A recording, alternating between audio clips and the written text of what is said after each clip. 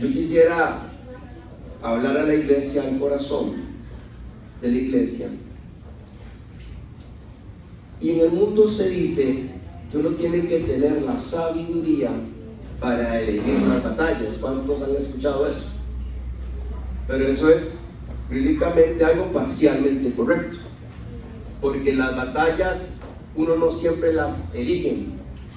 Bíblicamente las batallas también te eligen, aunque usted no haya hecho nada para merecerlas, aunque usted viva una vida de rectitud y de paz. En este mundo nosotros tenemos que confrontar circunstancias donde el Espíritu de Dios nos lleva a un punto de maduración y de confianza en Él, para entender que de Él es la victoria y que de Él vienen las fuerzas. Pero hay algo que es importante entender para entrar en el fondo de lo que hoy queremos abordar en la revelación de la palabra: de que sí hay un tiempo de batalla espiritual, de que hay un tiempo de confrontación y de que muchos de nosotros somos tirados al ruedo, como decimos popularmente, sin que lo pidiéramos. Pero ahí está, surge la situación, surge la incomodidad, surgen los desafíos, surgen los enemigos que no pedimos, pero que tocan la puerta, surgen las circunstancias que nos hacen saber que nuestra tabla de confort y de comodidad ya no va a estar ahí. Y la historia que vamos a leer en Segunda de Crónicas, capítulo 20, nos habla de eso, de las batallas que nos eligen y que nosotros no elegimos. Antes de entrar en materia, yo quisiera recordar el contexto histórico un poco explicado la semana anterior por el pastor Gustavo. En Crónicas 20, el contexto histórico de lo que aquí sucede es simple de explicar. El reino, después de Salomón, se quiebra y se rompe en dos reinos, el del sur o el del norte, o el de Israel y Judá. El gran problema que existió es que el rey de Israel, el del norte, no tenía lo que sí había en el reino del sur o de Judá, que era Jerusalén, el tabernáculo y todo el sacerdocio oficiando ahí la adoración al Señor. ¿Qué hizo entonces el rey de Israel? Lo que seguramente la mayoría de políticos haría hoy: crear un entretenimiento, altares, becerros, altares idolátricos, para que el pueblo de Israel que estaba ahí no descendiese hacia el reino de Judá a adorar. En otras palabras, el rey Jeroboam es aborrecido por Dios porque él busca crear en ese reino una estrategia de adoración que Dios nunca le pidió que hiciera, y que más bien quiebra el orden de adoración. Y mientras eso acontecía en el reino del sur o de Judá, Josafat es levantado como el cuarto rey en sucesión después del rompimiento del reino. Y este rey es un rey conforme al corazón de Dios. Es un hombre justo, es un hombre que busca fomentar en el reino la integridad hacia Dios. Es en esencia un hombre que busca que en su espacio floree la presencia de Dios. ¿Cuántos hombres y mujeres hoy hay aquí que tienen un corazón así? Que quieren que en su casa esté la presencia de Dios, que quieren que en su trabajo floree la presencia de Dios, ver su bendición, ver su mano prosperar nuestras vidas. Eso es bueno y eso es algo maravilloso. Y hablamos de un hombre con un corazón así. En la batalla espiritual y en la batalla natural, yo quiero ponerle a usted en contexto de que el factor sorpresa es algo que desde el inicio del concepto de batalla eso existe. El 7 de diciembre del año 41, cuando los japoneses invaden Estados Unidos en Pearl Harbor, eso toma a la nación más poderosa del mundo por sorpresa. Y en esencia, todas las batallas que en lo natural usted ve, los ejércitos del mundo buscan ese factor, el factor sorpresa. Y eso no es muy diferente del mundo espiritual. El Señor dijo: yo vengo como ladrón en la noche.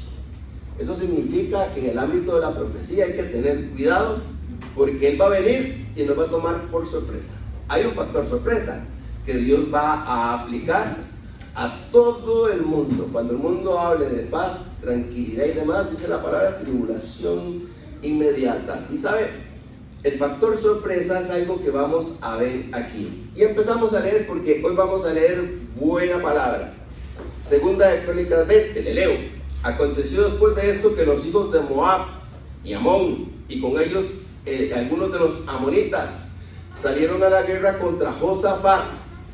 Entonces fueron e informaron a Josafat diciendo: una gran multitud viene contra ti de la orilla del mar, de Edom, y aquí que están cerca de ti.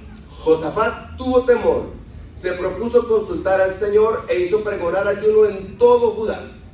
Se reunieron los de Judá para pedir socorro al Señor, y de todas las ciudades de Judá vinieron para buscar al Señor.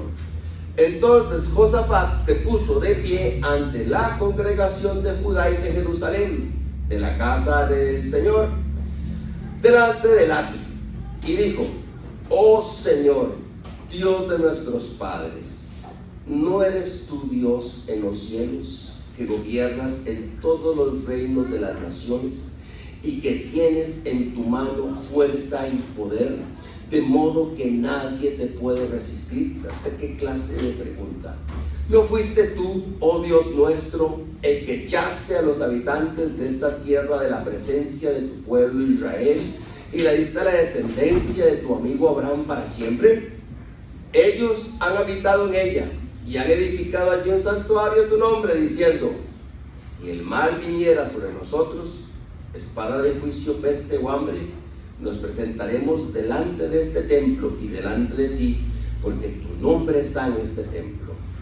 A ti clamaremos en nuestra tribulación, y tú nos escucharás y librarás.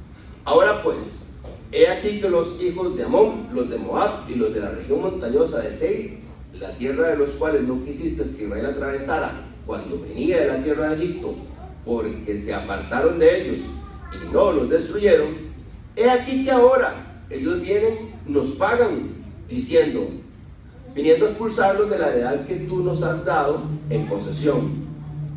Oh Dios nuestro, ¿no lo juzgarás tú?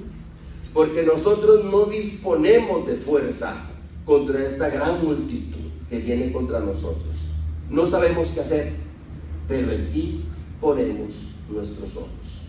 Todo Judá estaba de pie delante de Jehová con sus pequeños, sus mujeres y sus hijos, y también estaba ahí Hazaziel, sobre el cual vino el Espíritu del Señor en medio de la congregación y dijo: oigan todo Judá y los habitantes de Jerusalén, y tú, oh rey Josafat, así dice el Señor: no teman ni desmayen delante de esta multitud tan grande, porque la batalla no será suya, sino de Dios.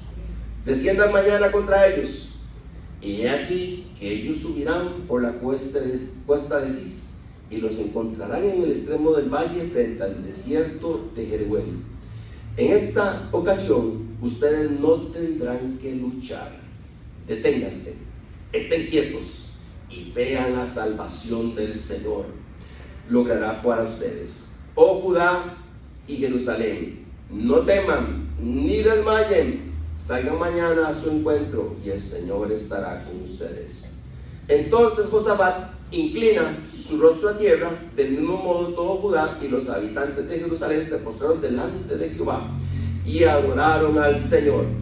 Y luego se levantaron los levitas, los hijos de Coat y los hijos de Coré, para alabar con fuerte voz y alta voz al Señor Dios de Israel. Se levantaron muy de mañana y salieron hacia el desierto de Tecoa. Y mientras ellos salían, Josafat se puso de pie y dijo: óigame, Judá y habitantes de Jerusalén, crean en el Señor su Dios y estarán seguros. Crean a sus profetas y serán prosperados. Después de consultar con el pueblo, designó a algunos de ellos para que cantaran al Señor y lo alabaran en la hermosura de su santidad, mientras iban delante del ejército diciendo: Alaben al Señor, porque para siempre es su misericordia. Cuando comenzaron el canto y la alabanza, el Señor puso emboscadas contra los hijos de Amón, los de Moab y los de la región montañosa de Seir, que habían venido contra Judá y fueron derrotados.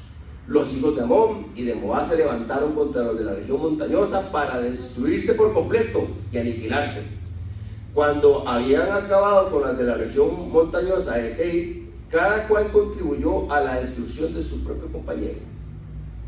Cuando los de Judá llegaron a cierta altura que domina el desierto, miraron hacia la multitud y aquí que ellos yacían muertos en tierra. Vinieron, pero ninguno había escapado. Entonces Josafat y su gente fueron para despojarlos, y entre los cadáveres había mucha riqueza, tantos vestidos como objetos preciosos, los que arrebataron para así en tal cantidad que les era imposible de llevar. 3 días duró el despojo, porque era mucho. Al cuarto día se congregaron en el valle de Berac. Ahí bendijeron al Señor, por eso llamaron en aquel lugar, el nombre de aquel lugar, Valle Berac, hasta hoy. Todos los hombres de Judá y de Jerusalén, con Josafat a la cabeza, partieron gozosos para regresar a Jerusalén, porque el Señor les había dado gozo sobre sus enemigos. Llegaron a Jerusalén, a la casa del Señor, con liras, arpas y trompetas. Y cuando oyeron que el Señor había combatido contra los enemigos de Israel, el temor de Dios cayó sobre todos los reinos de aquellas tierras. Entonces el rey Josafat reinó con tranquilidad, porque Dios le dio reposo y paz por todas partes. Bendito sea el Señor. Contexto. Lo que aquí estamos viendo es en esencia una guerra, una disputa que paradójicamente es una guerra familiar. Moab, Edom eran descendientes de Esaú, primo, hermano de Jacob, y de Lot, que era sobrino de Abraham. Qué interesante es que muchas de las batallas que inician por temas familiares o por gente de nuestra propia familia. Y aquí vemos un contexto de lo que aquí pasa, que tiene una relación familiar. Esto hoy por hoy, usted lo ve como los iraníes, los iraquíes, etcétera, todos estos grupos musulmanes siguen teniendo batalla contra Israel, y es a hoy, 22 de marzo de 2026, la misma situación que es en el contexto bíblico, una batalla de familias. Ahora, hay algo muy interesante que ver en el contexto histórico. Todavía estamos en el preámbulo de lo que vamos a entrar a ver en materia. El ejército de Judá estaba compuesto por más de 1 millón de soldados. Es decir, Josafat tenía a su disposición un ejército enorme, de más de 1 millón de soldados. Pero aún así, era insuficiente para lo que venía contra él. Y es tanta la cantidad del ejército enemigo que este hombre sabe que no le puede hacer frente. Matemáticamente no se puede hacer frente. Humanamente hay una imposibilidad. 2 son más que 1. En la batalla es así.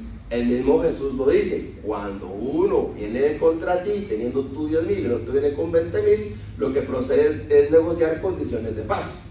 El mismo Señor lo dice. No hay una sobrenaturalidad de que Dios va a multiplicar las fuerzas de los soldados, sino que los ejércitos tienen que verse por su capacidad y número.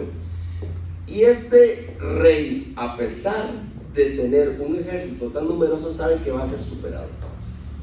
Algo que llama la atención con respecto al factor sorpresa es que cuando él se da cuenta, o el reino de Judá se da cuenta de lo que va a pasar, los enemigos están a menos de 40 kilómetros geográficamente hablando, es decir, estaban a la puerta. En otras palabras, no fue como lo que pasó en Pearl Harbor, pero sí fue algo muy parecido en el sentido de que prácticamente los agarraron a las puertas de la ciudad. Un ejército enorme no viene a negociar. Un ejército enorme viene a destruir. Y en el fondo, lo que viene a destruir, ¿qué es? Viene a destruir Judá, viene a destruir el tabernáculo de adoración, viene a destruir el sacerdocio y viene a destruir un reino. Vean ustedes qué interesante en el contexto histórico que este rey no pidió esta batalla, a él le llegó. Es decir, en nuestra vida cristiana muchas veces uno quiere agachar la cabeza para no meterse con problemas y con el enemigo, Pero hay algo que uno en la maduración, en el proceso de Dios, usted entiende. Ni siquiera es a veces que Dios mismo lo incita. Es que hay gente que busca pleito contigo. Y hay circunstancias que el enemigo empuja, donde hay gente que busca meterte contigo. Y tú no has hecho nada para merecerlo. Eso no significa que uno esté mal. No significa que cuando uno tiene que confrontar batallas no pedidas como la enfermedad, que a nadie le gusta enfermarse, pero quienes han tenido esa experiencia, quienes están bregando con esa experiencia, la gente usualmente se pregunta: ¿y esto yo por qué lo tengo? No me lo merecí. ¿Por qué razón yo estoy batallando con esto? O padres que, siendo impecables, intachables, hombres y mujeres de Dios, sus hijos de repente entran a un estado de rebelión. Tú le dices: qué raro, porque es una familia impecable, de principios impecables, con una vida llena de amor, y eso viene y empieza a batallar contra usted.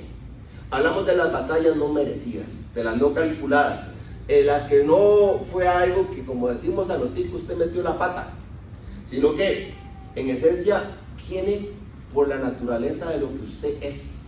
Espiritualmente, todos nosotros, lo he dicho y lo vuelvo a repetir, todos nosotros en Cristo tenemos una fragancia, un sello que nos identifica como herederas y herederos, y eso ya crea en sí problemas. Todas las personas, y lo digo en el poder de Dios, todas las personas que nos acercamos a Jesús, sabemos que tarde o temprano el enemigo en algún momento se va a querer meter con nosotros. Y ¿sabe qué? No temeré mal alguno, dice la palabra, porque tú estarás conmigo. Es maravilloso saber que las historias que Dios nos cuenta en su palabra las va a repetir con nosotros. Así como hubo un rey que fue engañado para dictar un edicto y meter a Daniel en la cueva de los leones, injustamente, y luego al día siguiente, sabiendo la metida de pata que dio, va y pregunta, quitan el sello para que nadie abriera aquella piedra, y pregunta: Daniel, tu Dios te ha logrado salvar. Y se escucha desde la oscuridad una voz que dice: Daniel, no temas, rey, porque el Dios al que sirvo ha enviado su ángel, que ha cerrado la boca del león, y no me ha pasado nada, porque ante sus ojos yo fui hallado inocente. Bendito Dios. Y viene Dios y sacando a Daniel de ahí, ¿sabe usted lo que pasó? Los hombres que confabularon son enviados ahí, y la palabra declara que no pasaron segundos cuando los leones los desbarataron, porque eran bestias entrenadas para alimentarse con seres humanos. La batalla espiritual, si usted ve a Daniel, él no pidió eso, ni tampoco dijo: ay, qué lindo, me van a tirar una cueva toda la noche con leones, qué lindo. Esas circunstancias que nos hacen a nosotros confrontar nuestra vida en Cristo con lo que nosotros decimos, y tenemos razón, como que no lo merecemos, no lo pedimos, no lo buscamos, pero ahí está, como una batalla tocando la puerta, y nos llama entonces a activar nuestra fe. Ahora, hay algo que espiritualmente sí creo que tenemos que poner en el altar de Dios, y es que en la confrontación que nosotros tenemos, el enemigo siempre va a buscar, en su perversión y astucia, que nosotros nos desgastemos. Hay sí sabiduría en saber cómo administrar las fuerzas, y algo que a mí me llama mucho la atención de lo que hemos nosotros ahorita hablado, es que este rey no es como otros reyes que luego le suceden, que se empieza a pelear con la gente, que simplemente sitia su ciudad y la gente se empieza a morir de hambre, porque los reinos vienen y empiezan entonces a sellar aquel lugar y la gente empieza a morir de hambre, sino que este hombre es un hombre inteligente, y hay inteligencia en este hombre, y nos muestra algo que es, diría yo, una realidad espiritual de quienes hemos sido sorprendidos por circunstancias donde tenemos que ser llevados a la confrontación espiritual aunque no lo quisiéramos. Ahora, yo creo que la mayoría de los que yo veo aquí, por la cara que les noto, no les gusta pelear, porque se ven gente tranquila. Yo los veo y yo no, gente que le gusta, como decimos a los tipos, llevarla en paz. Pero también uno, como hijo hija de Dios, entiende de que no significa que nosotros nos lo merezcamos o no. Las circunstancias tarde que temprano pueden cambiar. A los mismos discípulos se les empezó a mover el bote en medio del mar, aún estando Jesús adentro. Y se les empezó a mover aquel bote. Al punto de que como que con cierta indignación lo levantan y le dicen, bueno, pues que usted no va a hacer nada. No es que nos vamos a morir. Los discípulos a él. Y entonces el Señor se levanta y usted sabe el milagro de lo que pasa. Que él reprende la tempestad y dice la palabra que hay gran bonanza. Y a veces en medio de esas circunstancias uno no es diferente de esos discípulos. Uno le pregunta al Señor, pero bueno, ¿qué vas a hacer? ¿Por qué razón has permitido que esto pase y llegue así contra mi vida? Ahora, algo que nosotros en todo lo que vemos con respecto a Crónicas es importante, es que este rey busca santidad. La santidad de su pueblo. Destruye al menos 3 cultos idolátricos: el de Baal, el de Acera, que es un culto a la mujer, y 2 más que implicaban ritos sexuales: el de Milcom y Quemos, y ritos asociados a la prostitución y a la homosexualidad.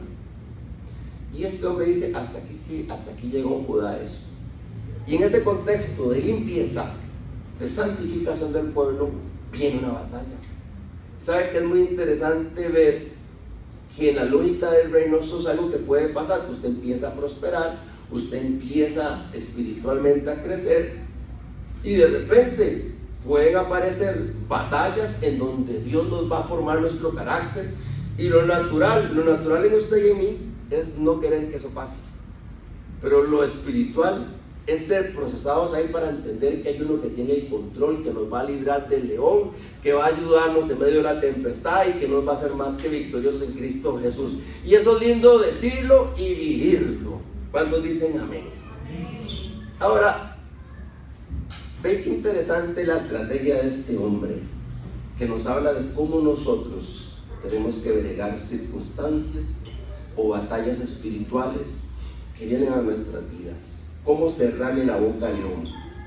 Se reúne Josafat con todo su pueblo en el tabernáculo y llaman a oración y ayuno. Número 1, oración y ayuno. Hay una clave en la oración y el ayuno. ¿Sabe? Yo con mi esposa hablaba uno de esos días en que más uno se acerca a Jesús y usted más ora, usted se da cuenta y se va recibiendo la relación de cómo sin oración nada del reino pasa. No importa que usted sea buena persona, no importa que usted venga a la iglesia, si usted no ora, difícilmente algo se va a mover. Y si hay una batalla espiritual hoy es para que usted y yo no oremos. Pero cuando usted ora, usted se da cuenta, cuando usted intercede por una persona, por una iglesia, por una circunstancia, por su propia vida, por su propio hogar, Dios se empieza a mover y algo maravilloso empieza a pasar. Dice Josafat, vea cómo él introduce a Dios en sus circunstancias, que es algo que para mí es en esta revelación fundamental. Cómo meter a Dios en nuestra batalla, porque en la batalla al principio uno parece estar solo, parece no recibir ayuda de nadie. Pero él, con una inteligencia que marca la sabiduría de hombres que temen a Dios, él introduce a Dios en su oración, en sus circunstancias. Vea cómo le pregunta: ¿no eres tú Dios en los cielos, que gobiernas en todos los reinos de las naciones y que tienes en tu mano fuerza y poder, de modo que nadie te puede resistir? Vean qué oración, como él inmediatamente toma un rol no solo de rey, sino de hombre de oración, y dice: necesito, en otras palabras, como representante de todo este pueblo, como sacerdote de un hogar, como mujer de batalla espiritual en mi hogar, que tú te metas conmigo, que tú vengas y te metas en mis circunstancias.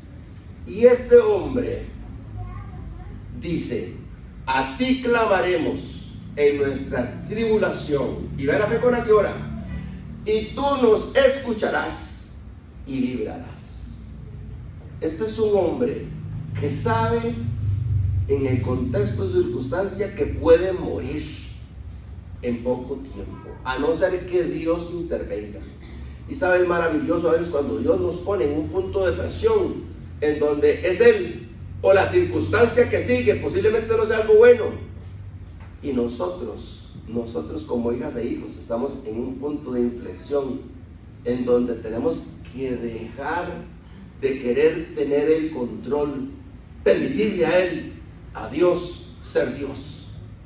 Y decir, aunque este mundo en su sabiduría nos enseñe que usted debe de tomar el control para corregir las circunstancias, etc., hay un punto donde Dios dice, esta batalla es mía, esta batalla no te pertenece, esta batalla es mía, la voy a tomar por ti, tú no tienes que luchar. Hay momentos en donde hay que tener el discernimiento para saber cuándo sí, cuándo no. Y sabe algo maravilloso en la revelación de la palabra, que hay momentos en donde Dios dice, la batalla la voy a pelear yo por ti. Yo le voy a tapar la boca a ese león y yo voy a hacer que tú prosperes, que tú camines, yo voy a defenderte. ¿Cuántos han visto la mano de Dios defendernos así?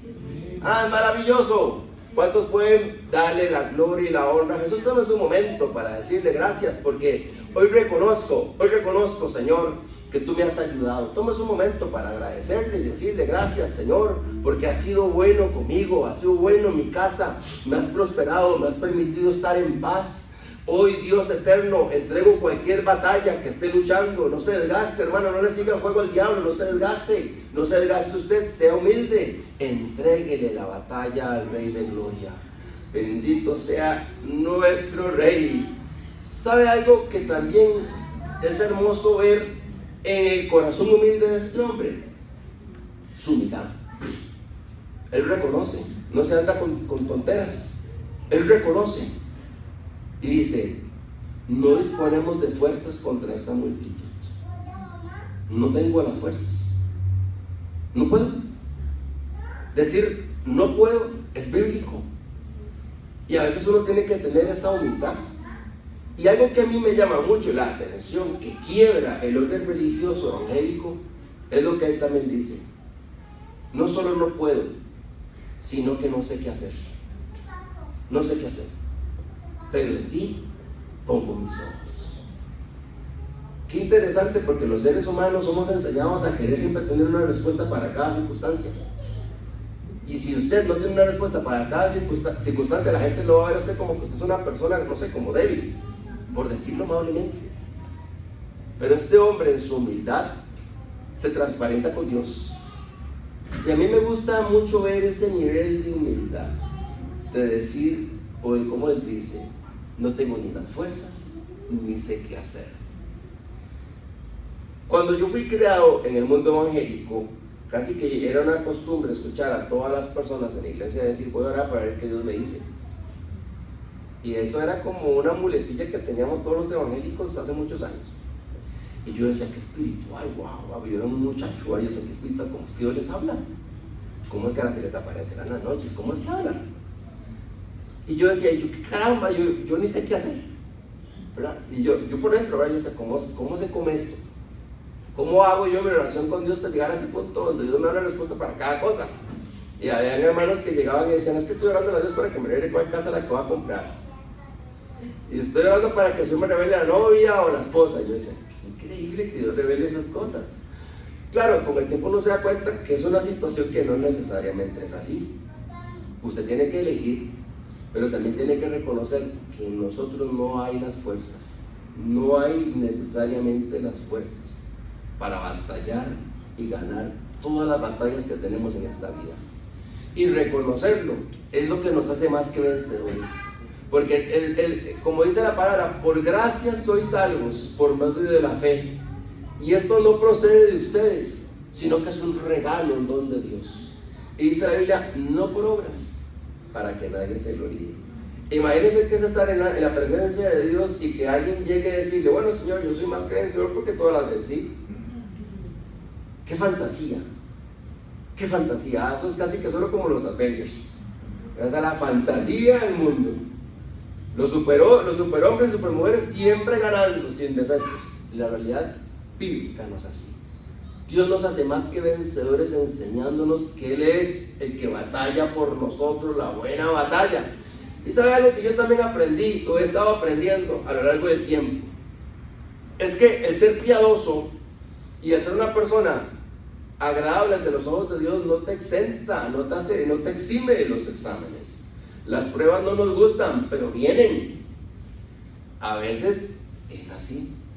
Y yo le doy la gloria y la honra al Señor, porque en medio de todo esto Él forma el carácter de creyente, para no dejarnos doblar. Aunque las personas hablen mal de nosotros, aunque nuestra propia casa se levante contra nosotros, hay un Dios que levanta bandera, aleluya, y que nos hace más que vencedores. Y lo que hoy está pasando, mi batalla personal, no determina mi futuro, bendito Dios, sino que hoy puedo levantar mi voz en fe y decir que mi vida camina en bendición, en paz, en abundancia, en prosperidad, que soy más que vencedor, que usted me puede ver así, flaquito, gordito, pelón, canoso, como quiera, pero en Cristo yo soy más que vencedor, porque hay uno que ha sembrado esa semilla en mí y la ha sembrado en usted. Somos más que vencedores, no nos vamos a doblar, no vamos a dejar que el enemigo nos doble. Estamos aquí para levantarnos en fe, en batalla, y decirle al enemigo: no importa lo que usted levante, hay un Dios todopoderoso que va delante mío, como poderoso gigante, marchando.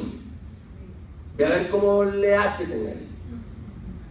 Porque en algún momento Dios nos da la fe como la tuvo David, para tomar una onda. ¡Tómale! Y ahí va.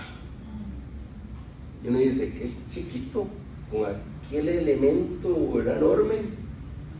Y Dios le dio la fe. ¿Y cuántas veces usted no ha sido así? Tal vez usted no se ha dado cuenta, pero los pasos de fe que usted ha dado lo honra para estar hoy aquí sentado. O sea, usted está aquí porque usted ya ha derribado gigantes. Usted está aquí sentado, usted está aquí sentado porque usted ya ha derribado gigantes. Si usted fuera una persona que no, le aseguro que andaría en el mundo pasándola de lo más tuanis y luego a ver cómo hace con su salvación. Pero estamos aquí porque poco a poco hemos derribado gigantes. ¿Cuántos levantan la mano y bendicen al Señor? Que te ha dado las fuerzas para derribar gigantes. Y nos ha dado el temple para derribar gigantes, aleluya. A mí me gusta mucho este Jesús, que no solamente nos da su salvación, sino nos da el carácter como hijos e hijas para batallar la buena batalla de la fe. Y sabe algo que también yo reconozco en mi profesión de fe, es que la Biblia nos llama a nosotros soldados. Tú pues milita en la fe como buen soldado de Jesús. ¿Qué quiso decir Pablo a Timoteo con esas palabras? ¿Y qué es un soldado? Es alguien que no está sujeto a su voluntad, sino a una jerarquía de autoridad. Esa autoridad le permite invadir territorios y tomar posesión de ellos. Un soldado, tarde que temprano, termina conquistando territorios. Un soldado, tarde que temprano, necesita saber que va a confrontar batallas y que en esas batallas puede salir herido. Es parte de la naturaleza de ser un soldado.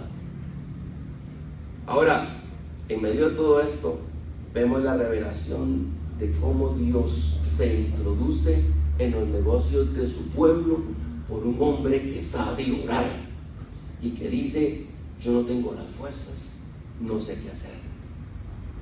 Volviendo al punto, yo me acuerdo como muchas personas siempre quieren tener una dirección de Dios para todo. Yo recuerdo cuando yo empecé a venir a una iglesia evangélica hace muchos años, que yo me sentaba y yo escuchaba a la gente hablar, y algunos predicadores, por su forma efusiva de predicar, me llamaban la atención. Y yo decía que bueno, pero después yo volvía a mi vida normal. Y así pasaron muchos años, hasta que llegó un momento en donde en un lugar Dios me confrontó a través de un siervo de él, y yo pude escuchar por primera vez en mi vida que lo que ese hombre estaba hablando era directamente del corazón de Dios para mí y para todos los que estaban ahí. Y yo dije: es que no puede ser que este hombre a mí me conozca, porque el tipo era de otro país y estaba de visita, y todo lo que estaba hablando venía de la boca del Espíritu Santo de Dios. Y yo ahí fue cuando yo dije: ya yo vi la iglesia como un lugar distinto, no como un lugar de predicaciones y de teología aburrida, sino como un lugar de vida en Dios, donde Dios me trae para permitirme escuchar su voz.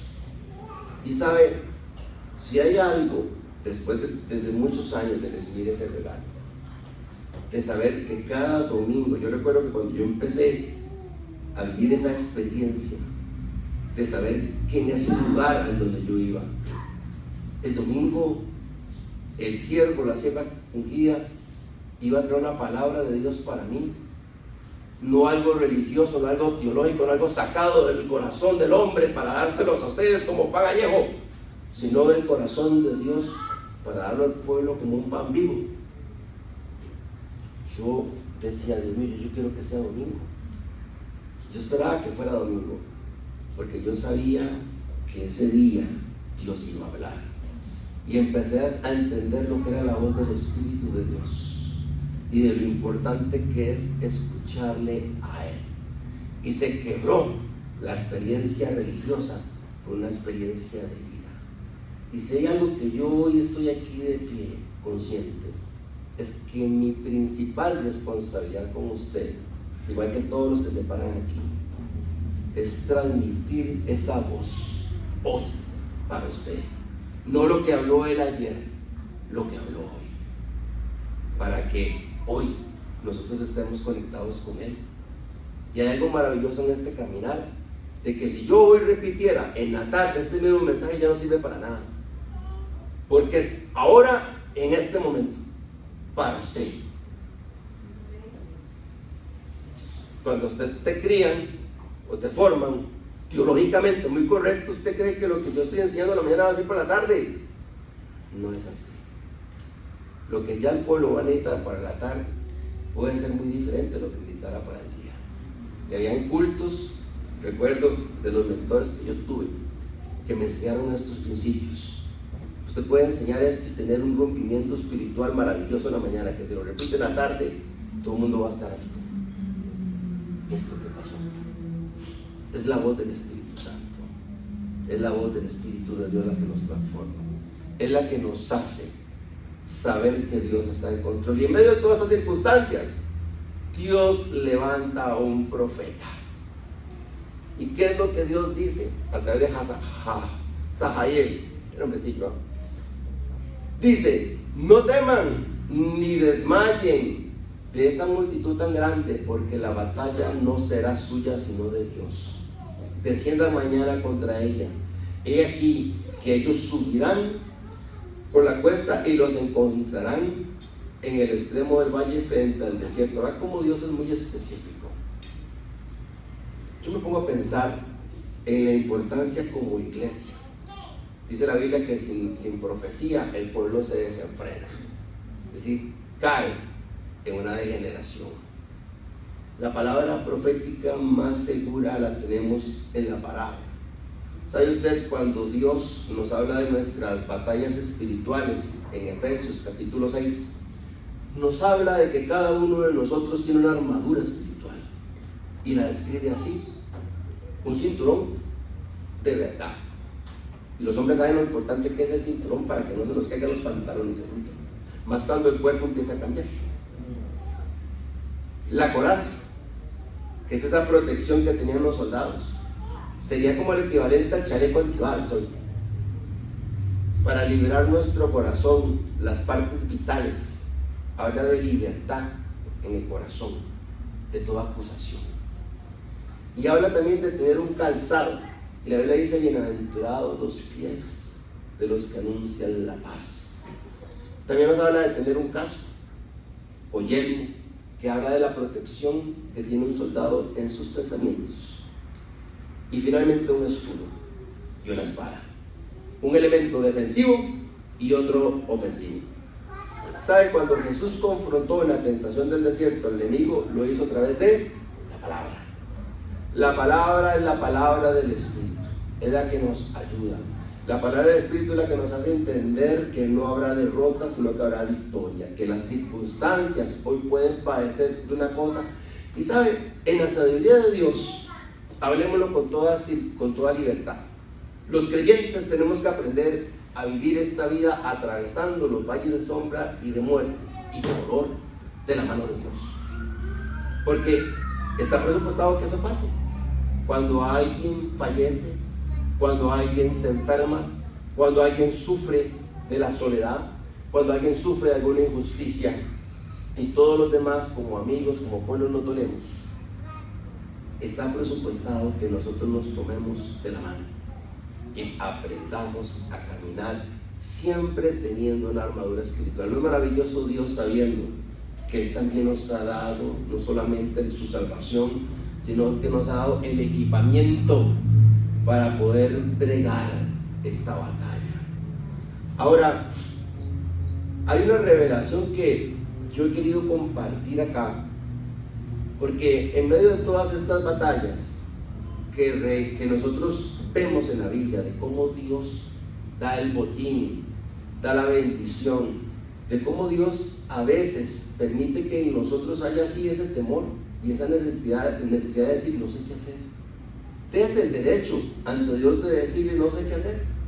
Dese el derecho, no se sienta débil, permítale a Dios ser Dios en su vida. Es maravilloso ver cuando Él nos rescata. Yo puedo dar un testimonio de cómo a lo largo de mi vida he visto esa mano de salvación y de poder. Y sabe, yo tampoco en esto de predicar y demás, uno no está exento de que la gente se le levante a usted. O sea, yo he tenido circunstancias entre hermanos y hermanas que me han llegado a acusar, no en esta iglesia, pero en un pasado, en donde uno dice, pero qué raro, porque este hermano como que se le metió algo por dentro a eso, uno va pensando, y se levanta contra uno, ¿verdad? Y es un asunto como de querer dejarte en mal, porque cuando alguien camina bien en su corazón e integridad, lo último que va a hacer es querer dejar en mal a otra persona. Ese es un elemento clave de cuando usted puede reconocer que una persona la está usando el enemigo para operar y otro que no, en que la gente que es usada por el Espíritu Santo no tiene que decir mal de otro, solo bendice. Es más, si usted no va a decir algo bueno, mejor no hable. Ese consejo de vida me lo dio hace mucho tiempo un hermano, un ministro que yo admiro mucho, y me dice, si usted no va a dar bendición, mejor no hable, mejor no diga, guárdese la boca. Si no vas a hablar bendición sobre tu casa, sobre tu esposa, sobre la persona que se levantó en contra tuya, mejor no hable, porque esa es una marca de quien está bajo el Espíritu. El control para no lastimar, para no herir, para no difamar, que Dios tome el control, que sea Él el que bendiga, que sea el que prospere su mano. Pero las personas que no operan bajo ese espíritu, usted les va a ver la marca de que esas personas, por más risas que traigan, por más formas sutiles como intenten venderla, esas personas tarde que temprano son descubiertas porque están intentando poner en mal a otra persona. Y es una forma, digamos, básica de cómo poder identificar operaciones espirituales. En medio de toda esta gran lucha, en medio de toda esa circunstancia, en medio de toda lo que pasa, hay una revelación que yo quisiera finalmente usar, porque es una clave en la batalla espiritual, y es la alabanza. La alabanza a Dios.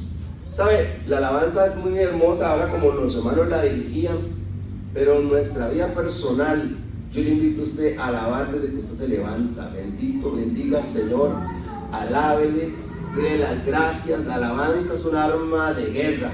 Y Dios nos muestra cómo Josafat puso, vea qué interesante, puso un coro delante del ejército cantando. Entonces, qué ilógico. Va un coro y detrás va el ejército. Y el coro va alabando a Dios, cantando, grande es el Señor, digno de alabanzas y grandes misericordias. Ahí va ese ejército cantando, imagínese usted con el cantando ahí, los ejércitos atrás de uno. No es como muy lógico, pero a él le funcionó porque representa un diseño. Toda opresión, todo lo que el enemigo ha hecho o hace por dejarte en mal, todo lo que el enemigo nos quiere robar, encuentra un punto de inflexión y se va para atrás cuando empezamos a alabar, cuando empezamos a bendecir, cuando usted se llega a usted mismo y dice: no, yo voy a alabar a Dios, porque nuestra carne siempre quiere darse la gloria, nuestra carne siempre quiere quitarle a Dios el honor. No crea, en nosotros hay un enemigo que busca tomar el control de lo que a Dios le pertenece y decir: yo lo hice, fue por mi mano que me libré. Pero la alabanza nos enfoca en solo uno, en darle la gloria y la honra al que vive y reina para siempre, en Jesús nuestro Rey, Señor. Bendecirle a Él, alabarle a Él, glorificarle a Él, trae libertad en el espíritu, trae rompimiento de cadenas, aleluya, y nos hace a todos nosotros saber que hay un Dios que algo va a hacer en medio de toda opresión espiritual. Para mí esto es clave, alabar a Dios en medio de toda opresión espiritual. Uy, hermano, esa es la clave, la llave que Dios nos da. Bendecirle, alabarle, glorificarle, exaltar. Eso es algo que inclusive hace que usted muera usted. Cuando usted se recuerda que usted no tiene el control y que es Él el que hace más abundantemente de lo que pensamos y de lo que podemos, aleluya. Y yo quisiera pedirle a mis hermanos del equipo de música que pasen acá en este tiempo maravilloso en donde el Señor nos ha permitido compartir de su palabra, porque vamos a terminar haciendo una oración. Yo quiero pedirle con todo el respeto que por favor usted se ponga de pie. Vamos a hablar hasta aquí, es la parte de la palabra, y ahora vamos a levantar un canto de aleluya para bendecir a aquel que ruge en favor nuestro, que tiene protección y escudo alrededor nuestro. Y yo quiero sembrar en su corazón una palabra de confianza en Dios. Olvídese de sus fuerzas y confíes en esta mañana en el Dios que le ama, en el Dios que la ha y lo ha traído usted aquí para recordarle que Él es castillo fuerte y roca inconmovible, aleluya. Así que cierre por un momento sus ojos y vamos a cerrar en oración y alabando en esta mañana que el Espíritu de Dios nos ha traído.